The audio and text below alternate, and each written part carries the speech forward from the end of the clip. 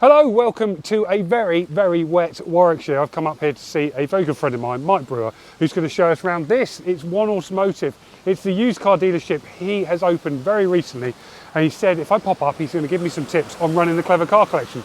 Let's go and have a look. Come on, John. Very wet now.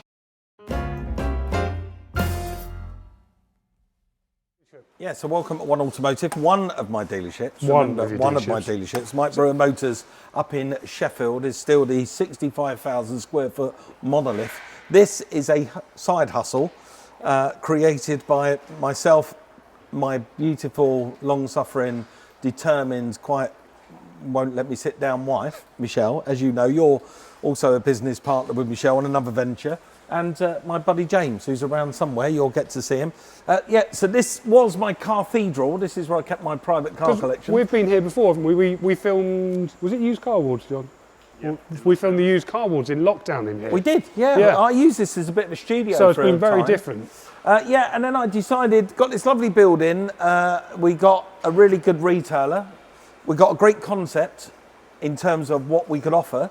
Particularly in this area, because there was no commercial vehicle sales in this area whatsoever.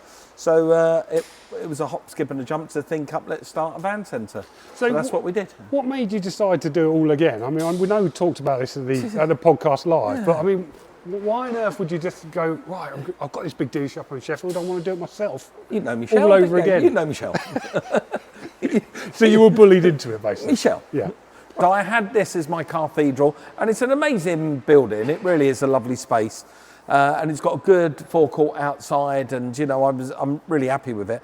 And I built it to put my cars in, but during that period of time, I bumped into my now business partner James, who actually sold me a car on Dream Car for Wheeler Dealers Dream Car. What was the car? It was a Mark 1 Golf GTI, of which you'll see he's got a model on his desk as a memory of that very occasion.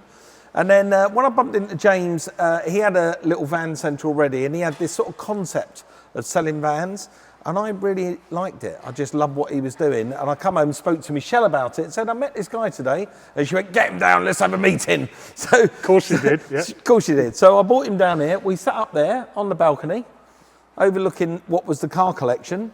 And Michelle said, we get rid of these and we just put vans in here. And I'm like, oh, wait, okay. Well, that's happening then. So you've got quite a few vans in here. It's quite different being a used commercial dealer to a used car dealer, isn't it? I mean, are the customers different? No, fundamentally, it's the same job, isn't it? So you're buying something. You know, I'm trying to educate you lovely folks out there all the time about, and you're learning this very quickly, how difficult it is to be a car dealer and a commercial van dealer. Fundamentally, it's the same, right? So you go and buy a vehicle, you fix the vehicle up, you present it in its best possible light, and you hope you're going to get a customer. The customers for commercial vehicles are different than your regular, you know, mums and pops coming down and buying cars for personal reasons. These are commercial vehicles, so you're going to get trades and industries. That makes it slightly easier and also more difficult. Easier in the sense that it's a kind of non-BS business. They come down, kick the tyres, open the door. They're really interested in the back of the van, you know, what it can offer in the back. Slam the door, they hold out their hand, they're going to do a deal. That's kind of nice. Rather than in the car side of the business, because we still sell cars as well, in the car side of the business, that's different because people want, it's all about personality. You know, people want to buy a car that's going to suit their needs. They can put their shopping in it. They can look good when they turn up at, you know, to drop their kids off at school. So it becomes more about personality rather than these become just tools. And there'd be people watching this thinking, oh, Mike's never down there. He doesn't do any of the work. But I know genuinely you're down there quite a lot, aren't you? Almost every day, yeah. So this is my hangout. You enjoy it? I absolutely love it. It's great. You know, I've never not been a car dealer. I know a lot of people, you know, out there think I'm some kind of fake idiot on TV. But no, I've had Mike Brewer Motors for 12 years. I was born into the motor trade. I've been a car dealer 45 years. I've never stopped buying it. There was a period of time at the beginning of Wheeler Dealers, up until, you know, sort of 2010, you know, from 1997, 2010, I didn't sell cars. I was on telly all the time. But no, I've been back in the trade ever since. And does it feel different really getting your hands dirty? Because with Mike Brewer Motors, you've got business partners who look after that business for you, haven't you? Yeah. But I mean, here you are hands-on with James, aren't you? Yeah, the gonads are slightly more bruised. Being down here all the time, I do struggle sometimes with the amount of work that we try to take on. This little unit, as you can see, it's not the biggest thing in the world, and the forecourt outside, A bit bigger than mine. it's a bit bigger, but we are knocking out 40 vehicles a month. Are you? And that's just us idiots. You know, we haven't got a professional salesman. That's just us. And are you sitting down with the customers yourself doing the deals? Yeah, no, Are I you? sold come in on Saturday. I sold 2 on Saturday, which was really nice. My daughter Chloe works here, on the phone, and Chloe sells over the phone. She sells quite a lot. Nico is our sub salesman. He's the site manager now, but Nico sells a few vehicles, and of course we've got front of house. We've got James, and he's a super salesman. So what do they say when they come in and they sit down See with me. Mike Brewer and say, right, I've got to negotiate with you? I mean, how does that go down? Well, if you see the price, that's what you're going to pay. If you don't, What, no negotiation? No negotiation. If you don't like it, go and find one elsewhere. We do deals here, and we're happy to do deals. And it's a pleasure, when somebody comes in, they choose to buy a vehicle from us for 2 reasons. Number 1 is they can see I'm front of house and I'm all over the business. And number 2, they look at our ratings, and our Google ratings and our reviews are astonishing. They really are good. And I'm really proud of that. Me and James, we have developed this business and put this business together. And I keep telling him and Nico and Chloe and Steve, who's our mechanic, I keep telling the staff here, treat it like you would do a Formula One garage. It has to be perfect. Everything has to be right, has to be presented right, has to look right, has to feel right. So don't give any customer that turns up, do not give them an excuse not to buy the vehicle. The last thing you want them is to open the door and go, the seat's ripped. Don't give them that excuse. Have the seat repaired before you show it to the customer. So you do quite a lot of prep in Everything's advance. done in-house. As you can see right now behind, Steve's been working on this Transit Custom. This was a standard Transit. That's how it was sold to the customer, but they wanted a bit more out of our Transit, and it's something we've developed here. So they wanted a combi. So we turned it into a combi by putting the windows in the side, putting the extra row of seats in. Can we have a look? Yeah, come and have a look. Be careful, the floor's a little bit wet because it's raining outside. So we put the extra row of seats in. We put individual LED lighting all the way around. Yeah, we've put the insulation in and we panelled out the back. Steve's clothed it all. It's got the pop top, so you've got a huge amount of space inside. And today, the flooring system went in. What's going to go in the back here then? So the people that want the vehicle, they want it for their own personal needs. So in this case, the family want to put mountain bikes in the back. So they want to take their kids. They want to put their bikes in the back of the vehicle. So why the pop top? So they can just get changed and stuff. And get changed, and they've got space inside the vehicle. We put an electricity point in there for them as well. And you put this floor in and we as put well? the flooring system in. This is something we've been developing as well, the flooring system. So this is kind of what we do here. We offer a package for people. This has been done to death in the transporter world. Yes. If you go and buy a Volkswagen Transporter, you can knock one of these up and there's 1,000 people that do it. But nobody does it in the transit world, and this is what's unique about One Automotive. We do it, and I personally think, not only do transits look better than a transporter, they offer more. You go and buy a standard Transit Custom, you've got electric windows, power steering, air conditioning, heated seats, connectivity, Apple CarPlay. Cheaper to look after, great diesel engines. And if you was to buy the equivalent vehicle as a Volkswagen Transporter, it's going to be 15, 20 grand more in the same year. You've got quite a few of them in here as well, haven't you? I mean, this one I had my eye on earlier. Yeah, this is great. This is crazy. The other thing that I've noticed on it, just before you go into details, is you do a lot of work on the kind of the aesthetics of it as well. You make them look special, don't you? Yeah, so this is a kit that we've developed again. Yeah, so we developed, this is the Explorer. Yeah. So we've named it the Explorer. We do an Explorer and a Predator and this is and why a Raptor. This is why you got loads of those left over. Correct, and we changed the grille. We go for a Raptor looking grille, but then we enhance this one even further for the Explorer edition, which is the deep dish body kit, which we have taken a combination of 2 other kits that are in the market and combined the 2. It's got the Venturi tunnel rear body kit. It's got the side steps or side rails, if you like, down the side. Big wheels and tyres. I was going to say, you do the wheels as well. Yep, we do brand new wheels and tyres on all our Transits. This one's got the absolutely very trick Bentley stitched leather that we had made for the vehicle. Also, that follows through into the rear. You've got the Bentley stitched leather. And this floor system here, this is unique. We made 5 of these vehicles, and it's unique specifically to this vehicle. And what's so special so the about floor system, it had to be bonded into the vehicle, so the vehicle has to all come apart. The flooring system has to be bonded in, it has to be pack tested and approved to make sure it's compliant in terms of its crash worthiness. The reason we put this flooring system in is because we can put a rail system in the floor, which is unique to us. The rail system means that you can put a rock and roll bed in the back, the seat can fold forward, put your mountain bikes in the back or your tools if in the week. And then at the weekend, you can take your bikes out when you go mountain biking, roll the bench back so you've got loads of space inside and it folds into a bed. So you've got a bed for the weekend.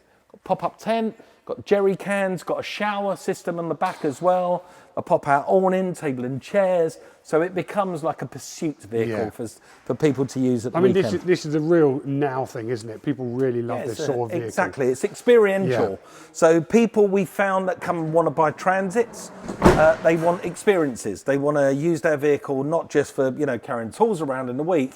They want it to not only look trick and look really good, but they want that experience with their vehicle as well. They want to use it for more than it's worth. So was this bought as a normal Transit? Yeah, you've done all of this Transit, work? Wow. All of it, including in that the windows, right. in the sides. It was a normal slidey door. So standard Transit. That's a lot to take on, isn't it? I mean, and that's not just retailing vehicles, that's upgrading them. It's kind of giving them the wheeler dealer spin, isn't it? It's wheeler dealer in vehicles, which is exactly what we're doing. You look like you've got a halo. He looks kind of godly, doesn't he, under that light? Which I always think and he is. Only right. Yeah, it's only right. Yeah, but he's got a halo. So yeah, I mean, it's we wheeler dealer these vans, we really do.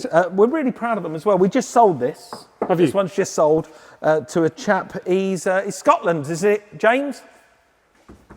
This one, is Scotland?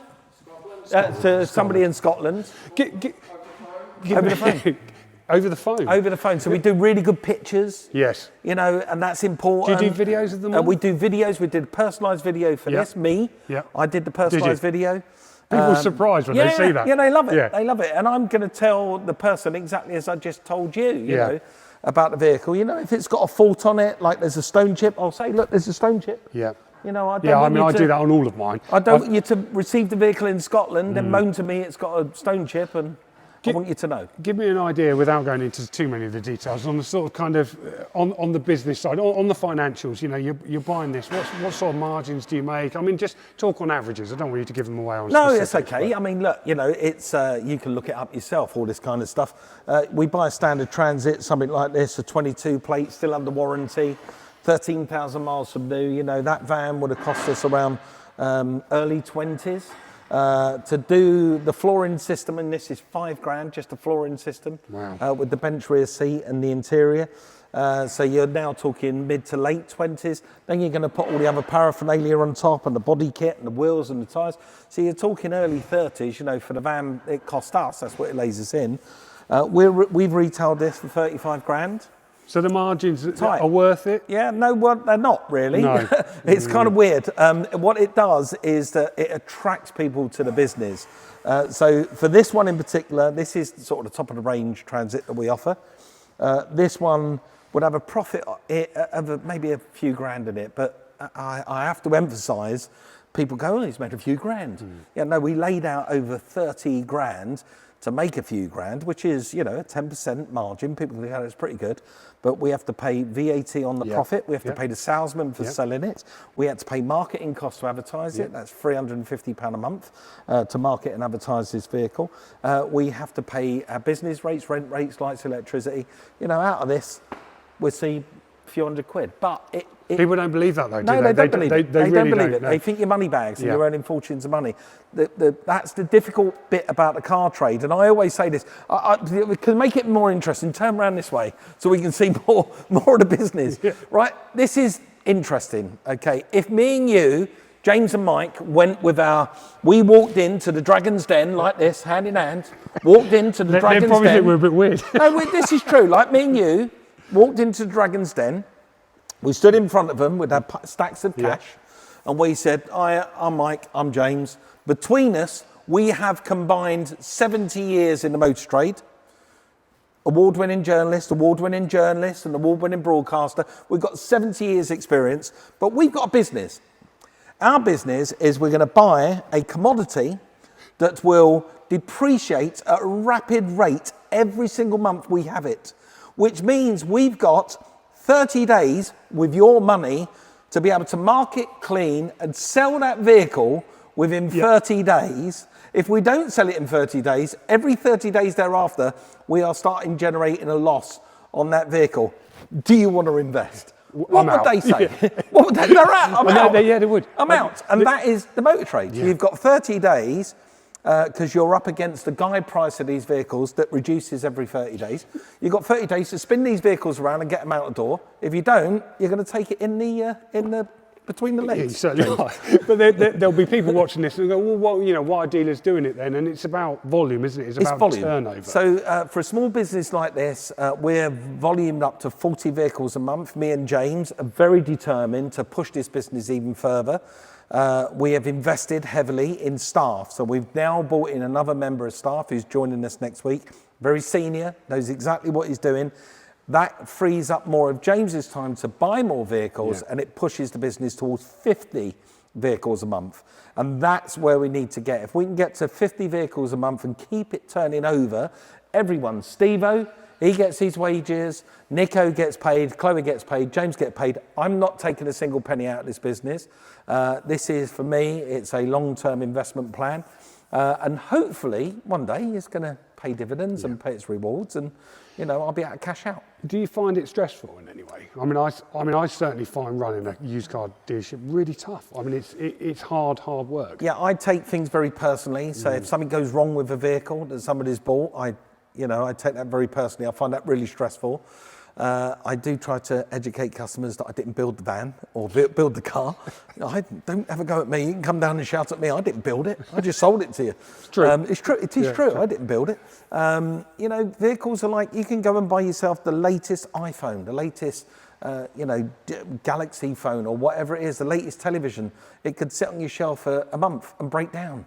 The amount of times I've stood at a Genius bar with my new iMac on my new phone, it's broken. Yeah. So things can go wrong, and cars fundamentally are machines. They can break down, they can fail, and that's for a whole host of reasons. And I think if the public are aware of that and just be gentle about how we handle them and they handle us, we'll all get along famously. We'll all get along really well. But I do take it personally. Somebody comes back here, kicks the doors open and said, that bloody thing you sold me is now sprung an oil leak. I'll fix it. Don't worry. Yeah. We have Steve-O here. He's one of the top mechanics I know. Steve-O can fix anything. And I will we will deal with it. It's not a problem. But yeah, I do find it that side of it I find stressful. I suppose having this, though, Mike, kind of opens you up a little bit to it this does. sort of, doesn't it? Because you are well followed on all social media platforms, and people know where you are and know where your business is, Of course it does, and I accept that. But look, the business wouldn't be the business it is, I think, without my face and my credibility and my reputation being at front of house. And I can really tell you, very proudly, 99.9% of people that have bought a vehicle from us are delighted with the service they've received, delighted with the vehicle. We are, although we've never put ourselves up for an award, we would be an award-winning little company if we were to nominate us for awards, because this dealership runs perfectly, and it runs with really good, passionate people who care a lot about it, and that's what we need. You clearly love it. Mike, tell me a little bit about the cars, because there's some cars outside the front as well, isn't there? You're going to get wet. Sorry about that, chaps. They've got rain covers. Let's not go outside. Let's just point at them from here. Point at the cars. Point at the cars. When you buy these, do you look at stuff like Auto Trader retail ratings, days to sell? How are you acquiring this stuff? Well, first up, it came from what we wanted to sell, and what we knew would sell. This area here, we've got Warwick School just down the road. We get a lot of parents buying their kids their first car. I got a pair of socks, I think, when I was 17. I bet you got you probably got a BBC Micro computer or something like that. Something like that. I'm yeah, not when that you were old. 17. But round here, they have a tendency to buy their kids a £8,000 car, Right. which always surprises me. So that's what we was doing first up. It was cars that we knew that this area needed.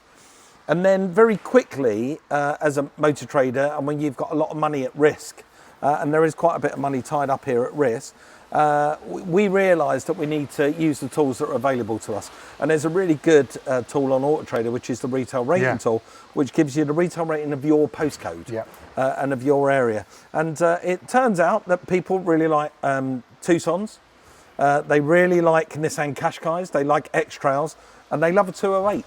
So basically, we started to flood the forecourt with those cars, and they turn around really quickly. But you know, tiny profits, small profits, but quicker turnover. Where are you getting them from then? Are you using stuff like Carwell Motorway and all of the above? And BCA, we use a lot of BCA, and we also use a lot of use my contacts in the trade and other. I do have a. Oh, so you do get a few part exchanges. We do get part exchanges from other dealers. Plus, we're buying privately as well. We do buy privately. Plus, me and James, we're quite good at tapping on doors of companies and fleet operators and asking when their cars are coming up. I mean, look, the toughest part of being a car dealer, and you're getting to learn this very quickly, is not the selling the cars should sell themselves. It's buying them right in the first place. And that's the hardest job of being a car dealer. It is the hardest bit, without doubt. And because everybody's fighting for the good stuff. Correct. And what's really surprising with that as well is in between me filming series of Wheeler Dealers and my TV shows and everything, all the personal appearances at weekends, I'm up and down the country picking up cars. Oh, yeah. And it's quite funny when we turn up, to somewhere, knock on a door, and they open the door and they go, "Mike Brewer's here." And I go, "Yeah, I'll come to pick up your car with James." And I go out there and kick the tyres. And knock them on the price. Well, if they haven't described it correctly, James, of course, that's our job. That is what we're meant to do. Unfortunately, that happens all the too time. often. Yes, so sometimes I back cars, especially on motorway, I've had to back cars that we've turned up and they've not just been, they've been completely misdescribed.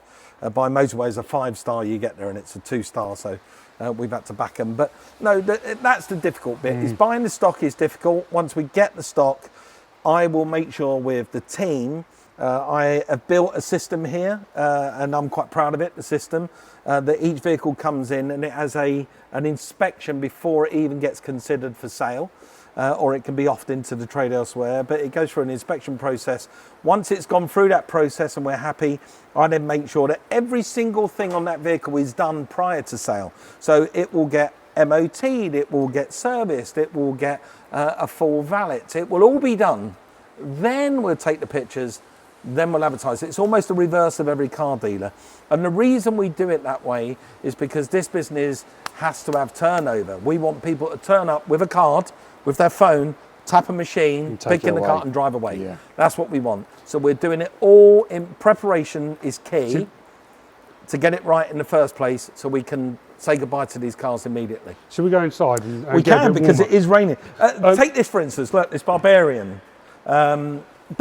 Look, the vehicle is absolutely mint, ready to go. Is this MOT service ready to go? MOT service, valeted, detailed, pictures taken, advertised up online. I've really struggled with that, and what I normally do is I get it prepped to the point where it looks really nice, and I do the service MOT after it's been sold, which means it's like a 7 to 10 day turnaround. I found it near enough impossible to turn it around the other way because it's sat there losing money, isn't it? If it's not advertised. So do you advertise it at all before you've prepped it? No, not at all. In my company policy or the way that I run this business is I don't want the vehicles advertised for sale until they're 100% right. Really? I want the vehicle 100% right before it goes up there. If it's got 6 months MOT, it's fine. If it's less than 6 months MOT, it's going to get re-MOT. So you don't put a new MOT on, you do, if it's 6 months, it's fine? If it's over 6 months, then I'll put a new MOT on it. Fortunately, I do have in-house, ramps and tools and mechanics. That is a massive bonus. It is a really big bonus. So it's really good that Steve can literally handle anything we throw at him. And he can service the vehicle in the morning, one in the afternoon, put a body kit on, in between times. So that's the way the business is running. I know it's not ideal for everyone. It might not work for your clever car company, but it certainly works for us because, as I say, what we need here is turnover. I've got all these staff's wages to pay every week. if Nico, which he has done, goes out there and gives somebody a few £100 off a car to meet his sales target and just get it gone, he's basically cost me Steve's wages for the week. And so I can't suffer that. It needs to be turned over. So I need to eliminate the excuse to give money off. So eliminate any excuse. If you're turning up here to buy that Barbarian, and I've advertised it a good retail price, as said by Auto Trader, and that you've turned up to see it, and then you stand there and say, I want £500 off, tell me why. Yeah. Tell me why you deserve £500 off, and if you can find a reason why, you'll get £500 off. But if you can't, you're not getting a penny off. I mean, I've been using Auto Trader's price markers as an advantage. I say, like, I don't price my cars, Auto Trader does. They're saying it's a good price, so that's what it should sell for. Otherwise, you wouldn't be here in the first place. Yeah. You know, the conscious buying decision of people, 50% of it is done before they turn up at your premises. They've come to you because they like the car that you've advertised. There's also a bit of psychology at play here with car dealing, and I do try to educate people, and I have done, you know, publicly to people in the past, and I'll say it again because I sort of get tired of repeating myself and saying it, that when somebody says that they've come down and they've gone and bought, that'd be 25 grand, that Transit, and they say, I just bought a 25 grand Transit, I just spent 25 grand on the Transit. They haven't spent 25 grand on the Transit at all. You've only spent the money from the day you sell it. That's the money you spent. So if you bought a 25 grand Transit and you had it for a year and you sold it for 18 grand, you spent 7 grand on your Transit. You are driving your 25 grand around. It's a psychology thing. Yeah, it's an asset, isn't it? It's an asset. Yeah. You're in it. You're driving it around. It's no different than buying a bloody Rolex and putting it on your wrist. You're enjoying it in the time you've got it. You've still got the money. It's still there. It's there. You can unlock it anytime you want. It's there. It's a mindset thing. It's a mindset thing. It's so I do, that. when like people come down here and they're humming and ahhing and painful decisions and they don't know if they're making the right decision, they've got to clear it with their wife or their husband or their girlfriend, they've got to clear it. I will take them to one side and say, you do realise you're not actually spending any money. Yeah. You're in the money. The money's there, is there. Drive it away. You don't like it, 7 days later, bring it back. You're going to get your money, you know. You'll get your money. So don't worry about it. Just enjoy the vehicle. It's the day you sell it is the day you should think about what it cost you. Yeah. Let's move inside, shall we? Just because it's a little come and bit, meet the staff. A little bit cold. They're really good people, by the way. The bikes as well, Mike. Yeah, so these are electric bikes. This is James's track bike. We've got an electric scooter in here that we can't seem to get rid of. That's an electric scooter. That's as well. an electric Vespa scooter. It's called a City EV Go, whatever. That £3 is the retail rating of that. £3,000, brand new, registered on a 70 plate, so 3 years old, so it needs an MOT. I'm not doing it, by the way. It's got 0 miles on it, 60-mile range, 45 miles an hour, little commuter scooters, perfect. Brand new. Have you done any electric cars? Have you sold any? You never asked me the price. No, I haven't asked the price. I don't want it. 1,500 quid. Is it really? Half of what it would cost retail, 1,500 quid. Well, you never know. I might write Might have that, yeah, just nip backwards and forwards to the workshop one. So James, I could sit next to James. You could sit here. Yeah. This is Nico, by the way. I'll tell you Hello, now. Nico. This is Steve-O, top geezer. This is Nico, and I'm going to go and sit next to James. Nico, kettle. Put the kettle on. Put the kettle on. Not on your own. I'm going to sit next to James. Yeah. Because I can sit here, look, with my microphone on, and we can get the two of us. Right, so James is not only my business partner, he's become a very close friend. He decided that we should try an electric vehicle, so he bought an electric Peugeot van that when he bought it, he thought it was something more than it was. It turns up, when it turned up here and we put it at full charge in it, had a 50-mile range. So was that One of his better purchases. Was that the last electric car? But what? We made a profit. We made a profit. We did sell it. There's plenty of other car people out there that are dabbling in the electric car world. I don't think me and you need to worry about that for now. No, we very much, you know, we're basically picking up where James left off with his other business. It's just that we've taken it to another level. And we're really pleased with the way it's gone. This little building, this little business has turned over quite a few quid. It's generated an income for many staff. We've got fantastic reviews, great customer satisfaction rating. And we're doing it, I think that we're doing the job right. A lot of people do get it wrong, don't they? I mean, that's the thing. Is that, Massively. and actually, when you launch a business like this, you know what you want to do to make it right. And we were here. When did we have the conversation about Clever Car Coaching? Probably a year ago. Pretty much. When How's that going, by the way? Well, I mean, it's stressful, but I thought AI was doing it all for you. AI's helping. It's sort of helping. It's not helping quite as much as I wanted it to. Right, Scott. I thought it was just going to be a case of you clicking a mouse and saying, "I'll buy that," and We then were hoping it we would was be like hoping that. because we were I going to think copy everybody- it. Back, copied it, and just gone. We were waiting for that, me and Jimmy. We were thought that was the game. Sadly not. Sadly not. It's not But ready. A year on, I mean, I've sold 50 cars now. I mean, what's your advice? You know, two very experienced car people. What's your advice for me? Take it to the next level. What do I do? Prep. Okay, it's preparation. Details, retail. I love that. Detail. We're going to put that on a t-shirt. Detail is retail. Right, so the very best thing you can do, and we're happy to share our secrets with you, is have a inspection sheet for the vehicle when it comes in. That means when the inspection sheet me and James have built it for the vehicles, it's everything from how many sets of keys, what's the service history like, is there any chips in the windscreen, we need to know tyres, we need to wash a bottle, how much fluid's in the washer bottle, Make oil, sure the washer fluid's topped up. up, so that looks good. We want to make sure that every single detail is taken care of before pictures, before it goes for retail. And it's all about the detail. So Nico's job, we've fundamentally changing the way that we're operating this business. Nico is not naturally a salesman. He's come from a plumbing environment and now he wants to try the sales environment. We have him as a salesman and he actually can sell vehicles, but he's uncomfortable selling vehicles. You can see it, he's not naturally a car dealer. So we're taking on a much more senior manager and a car dealer who can manage the sales side of it. And we've now made Nico the site manager because he's much happier doing this, moving cars around, tidying up the site. But it's Nico's job to make sure that every single vehicle that James buys goes through the inspection process and is absolutely Formula One ready to go before the pictures get taken, it gets advertised. Because we thrive, this business thrives on rock-up people turning up with a card, tapping their machine and driving it away. That's the dream. That really, is the dream. This business thrives on it. It thrives on it. And that's what we're trying to pioneer for us. That's what works for us. Think about fundamentally changing the way you run your business in terms of think about those people. You're selling vehicles that are slightly cheaper than the 30 grand Transit, right? So you are selling vehicles up to £8,000-10,000. You're more likely to find somebody wants to tap and go with a car like that.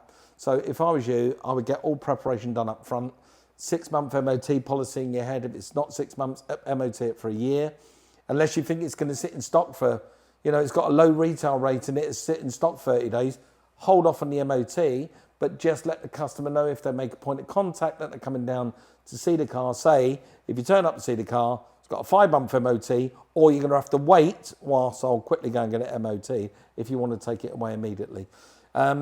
Be honest with the customers, really honest, tell them everything. Give numbers of the previous owner to the people that are interested in buying a car. Just be as honest and open as you can. Because at the end of the day, this business will live and die by its reviews. And if somebody goes online and says, I bought a Fiesta that was missing the service and it's broken, 1-star rating, I'd never trust Mike Brewer to buy a car, kills us. Yeah. Absolutely kills us. Well, I wish you the best of luck with it. It's been absolutely fascinating to come up here and actually see it for myself. I've heard about it so much, so thank you so much. Changing regularly. It's changing all the time. The business has been evolving every month. I mean, what did we start with? 14 cars, and I was here on my own a year and a half ago. And now look at us. It shows it can be done, doesn't it? Yeah, it can be done. It can be done. And we wish you all the best for your business, James. Invest in people, invest in the company, you're investing in yourself at the same time. Do the job right, get your preparation right up front. Make sure that you're chasing retail ratings rather than just looking for stuff that you fancy. And you'll shine. You'll absolutely shine. Don't buy stuff you like. That's another. Don't buy stuff. Don't buy stuff you like. Solid advice. Because you own it. Yeah. Honestly. You own it. If you buy stuff you like, you own it. It's yours. Well, thank you very much. I appreciate both your time. Good to see you. Mate, it's an absolute pleasure. Thank you. And we love you coming down Thank there you. anytime. I appreciate you showing me around. Well, don't worry about that. We've got some cars to show you now. We're going to sell him something. What a buy. Let's go. Well, I hope you've enjoyed that little look around this amazing dealership. Mike Brewer's got a fantastic business here, and I've certainly learned a thing or two from my business, the Clever Car Collection. I'll be back with another video diary very soon. Make sure you subscribe to the channel, and for all the latest on the used car industry and this business, not this business, my business, check out our website. It's cardealermagazine.co.uk. See you next time. Bye-bye. Bye-bye. Bye, John. He could have said a lot better stuff than that. He could have said, I'm his Padawan and I taught him everything he knows.